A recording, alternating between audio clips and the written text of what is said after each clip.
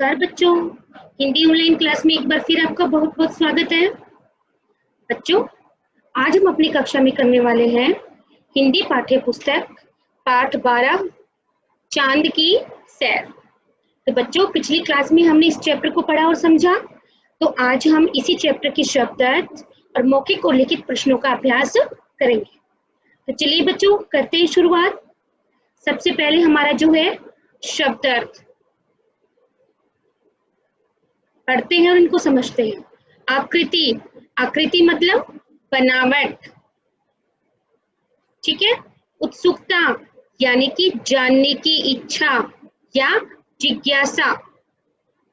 स्वयं यानी खुद। शक्तिदायक, बल देने वाली। शक्तिदायक यानी कि बल या ताकत देने वाली। और आखिरी शब्द हमारा है तस्वीरें यानी चित्र। तो ये बहुत ही आसान शब्दार्थ है। हम शब्दार्थ इनको पढ़ेंगे और इनका लिखकर आप अभ्यास करेंगे। उसके बाद हमारा आता है श्रुतलेख।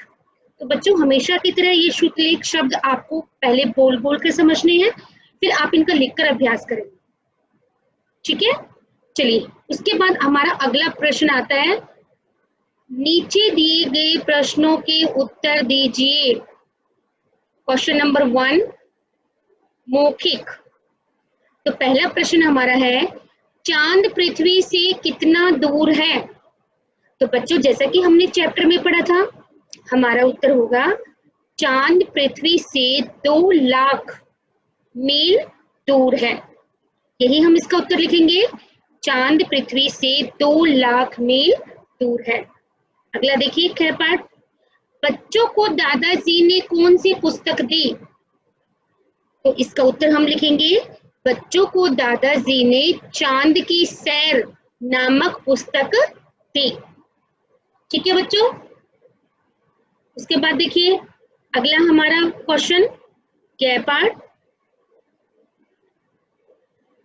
अंतरिक्ष में यात्री क्या खाते हैं? तो बच्चों, चैप्टर के आधार पे हमारा उत्तर क्या होगा, अंतरिक्ष में यात्री शक्तिदायक पौष्टिक गोलियां खाते हैं। हमने यही चैप्टर में पढ़ा था कि वहां पे हम धरती के लोगों की तरह वहां पे खाना नहीं खाया जाता, बल्कि वहां पे जो यात्री होते हैं वो शक्ति देने वाली पौष्टिक गोलियां खाते हैं।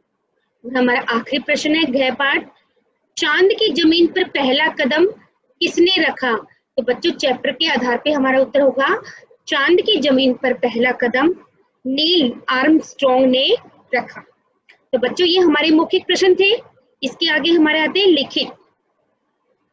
पहला प्रश्न देखिए, क्या पाठ, चांद पर पृथ्वी की तरह पेड़ पौधे पशु पक्षी क्यों नहीं होते? तो बच्चों, चैप्टर के आधार पे हम इसका उत्तर लिखेंगे, क्योंकि चांद पर हवा यानी कि ऑक्सीजन और पानी नहीं है, इसलिए वहां पर जीवन बिल्कुल संभव नहीं है।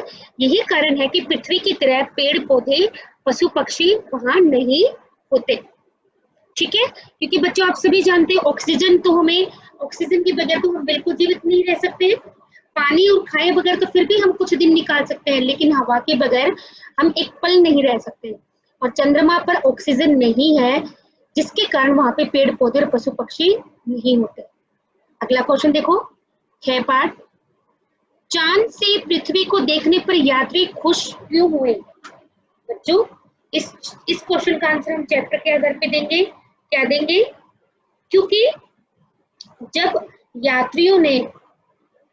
यात्री ने चांद से पृथ्वी को देखा तो वो खुश हुए, क्योंकि ये पहली बार ऐसा था कि चांद से धरती को देखा जा रहा था। क्योंकि हम हमेशा धरती से ही चांद को देखते हैं, लेकिन पहली बार ऐसा हुआ था कि चांद से हम धरती को देख रहे थे और वो बहुत ही खूबसूरत नजर आ रही थी। हमारी पृथ्वी चांद से देखने पर बहुत ही खूबसूरत नजर आ रही थी, और यही कारण है कि यात्री बहुत खुश हुए, ठीक है। अगला प्रश्न देखो बच्चों, गृह पाठ, चांद पर पहुंचना पूरी मानव जाति के लिए गर्व की बात है, कैसे? यहाँ पे आपको कारण बताना है बच्चों कि चांद पर पहुंचना पूरी मानव जाति के लिए गर्व की बात कैसे है। तो इसका उत्तर लिखेंगे कि मानव सभ्यता में ये पहली बार था कि कोई मानव चांद पर पहुंचा है। ये मानव जाति के लिए एक बहुत बड़ी उपलब्धि थी, अचीवमेंट था, और यही बात पूरी मानव जाति के लिए गर्व की बात है। ठीक है बच्चों, उसके बाद देखिए हमारा आखिरी प्रश्न, चांद पर पहुंचकर दोनों यात्रियों ने क्या किया? तो बच्चों चैप्टर के आधार पे हम उत्तर लिखेंगे। चांद पर पहुंचकर दोनों यात्रियों ने वहां से कंकड़ और रेत को थैलियों में भर लिया और पृथ्वी की तस्वीरें खींची।